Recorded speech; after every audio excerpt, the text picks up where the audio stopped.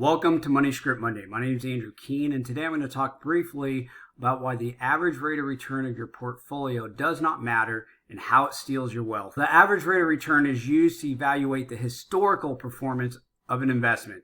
The average return may be a good starting point when evaluating different investment opportunities, but it's only a starting point.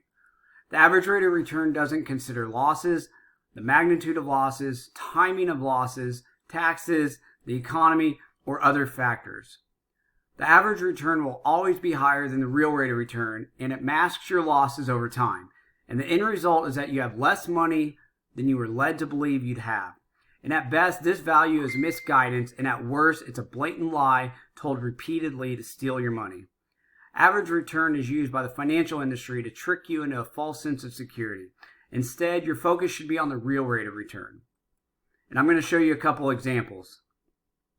Now let's suppose you've got $1 million and you have a choice to keep your money in an account that's going to give you an average rate of return of 25% or keep it in an account that will give you a 5% return every year. Which would you choose? Well, 25% sounds better, right? Well, let's see what that looks like. Now, in our first example, in the first year you get a 100% rate of return and you double your money. In the second year you lose 50% and you're back down to the same $1 million you started with. However, in year 3 you've got another great year and you're back to $2 million, and unfortunately in year 4 you lose another 50%. And don't forget about those pesky fees and the taxes. Now I'm telling you this because a financial advisor is going to tell you what a great job you've done, and you're going to love the 25% average return. Now even though the average return is 25%, the real rate of return is 0, or it's negative by the time you include taxes and fees. Now this is some of the fuzzy math that allows Wall Street to legitimately, legally, and mathematically show you how you have a 25% average return and yet you still lose money. Frankly, the math doesn't work.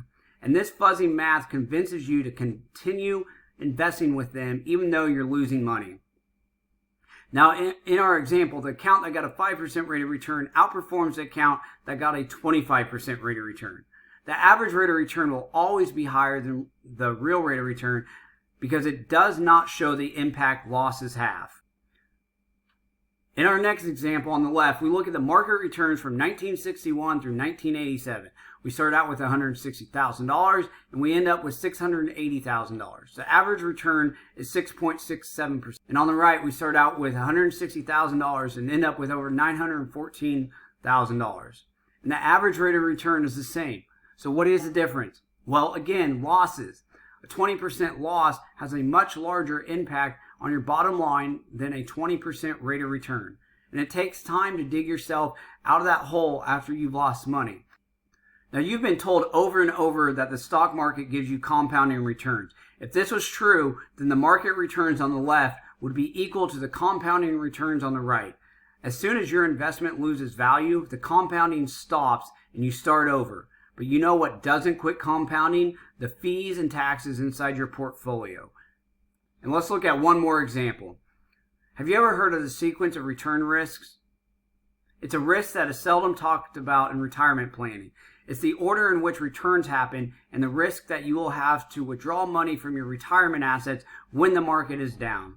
As you withdraw from these accounts, you'll deplete your assets, making it almost impossible to regain lost value when the market turns upwards. In our example, we look at what happens to $1 million in a taxable retirement account. Now we're using the stock market returns from 2000 to 2020. In our example, we're taking out $75,000 a year, which is going to give us about $61,000 a year to live on. Now in the scenario on the left, we run out of money about midway through year 10 because the market destroyed the retirement account in the first couple of years. Now on the right, same returns, just in a reversed order, and we still have money after 20 years. Again, the average rate of return is the same during a 20-year time period, and the only difference is the timing of the losses. If the average return is the same, why is the outcome so different? It's because the average return does not matter. So the next time you hear an advisor focusing on the average rate of return, this is a red flag. Ask them to show you the real rate of return of the investment. Thanks for joining me today. If you found this information valuable, please follow my page and share this valuable information with someone you want to help.